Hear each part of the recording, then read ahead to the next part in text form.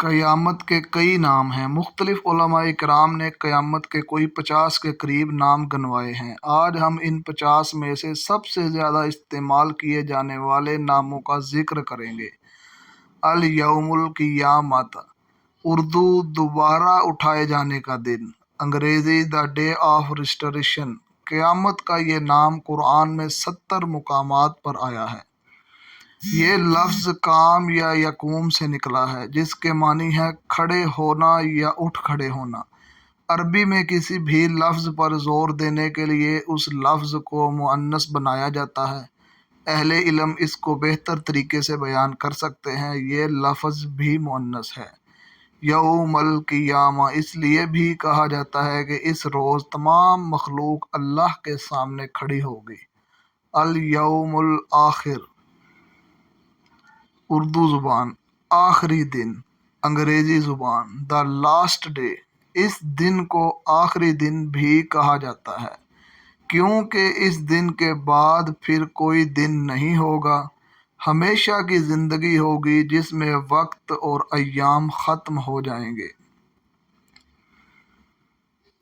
Number 3، الساعۃ، Urdu ساعت، انگریزی دا ہاور۔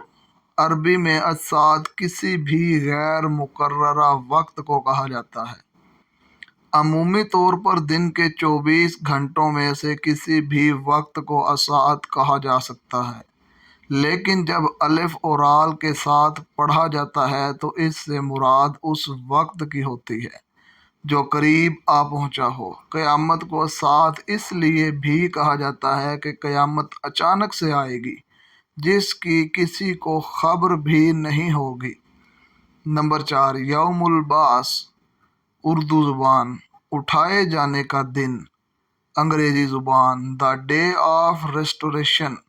یہ نام اس لیے دیا گیا ہے کہ قیامت کے روز اللہ تعالیٰ تمام جانداروں کو دوبارہ زندہ کرے گا۔ نمبر 5، یوم الخروج، اردو زبان باہر نکلنے کا دن، انگریزی زبان the day of coming out. یہ نام اس لیے ہے کہ روز قیامت تمام جاندار اپنی اپنی قبروں سے باہر نکلیں گے۔ نمبر 6، القاریہ، اردو زبان میں کھڑ کھڑا دینے والی، انگریزی زبان دا اسٹرکنگ ہاور۔ یہ نام اس لیے کہ قیامت کی دہشت دلوں کو دہلا دینے والی ہوگی، ایسی کہ ایک کم عمر بچے کے بال دہشت سے سفید ہو جائیں گے۔ نمبر 7، یوم الفصل، اردو زبان فیصلے کا دن، انگریزی زبان دا ڈے آف ڈیسیشن۔ قیامت کے دن اللہ ہر چیز کا فیصلہ کر دے گا جس پر دنیا میں مخلوق لڑا کرتی تھی۔ نمبر 8، یوم الدین، اردو زبان بدلے کا دن، انگریزی زبان دا ڈے آف ریکمپنس۔ اس روز دنیا میں کیے گئے ہر اچھے اور برے کام کا بدلہ ہر انسان کو دے دیا جائے گا۔ نمبر 9، السخاء، اردو زبان کام بہرا کر دینے والی، انگریزی زبان دا ڈیفننگ۔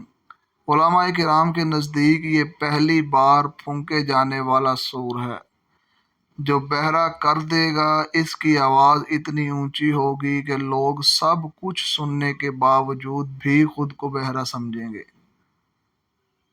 نمبر 10، الطامۃ الکبریٰ، اردو زبان بڑی آفت، انگریزی زبان دا گریٹسٹ کاتاسٹروفے۔ عربی کے اس لفظ کا مطلب ایک بہت بڑی آفت ہے اور قیامت عذابوں میں سے سب سے بڑا عذاب ہوگا۔ علماء کرام دوسری بار پھونکے جانے والے سور کو الطامہ کہتے ہیں، اور یہ بھی کہا جاتا ہے کہ اس وقت لوگوں کو جہنم کی طرف ہانکا جائے گا۔ جزاک اللہ خیرا کثیرا۔ آپ دوستوں کو ہماری یہ ویڈیو پسند آئی ہو تو لائک اور شیئر سبسکرائب ضرور کیجیے۔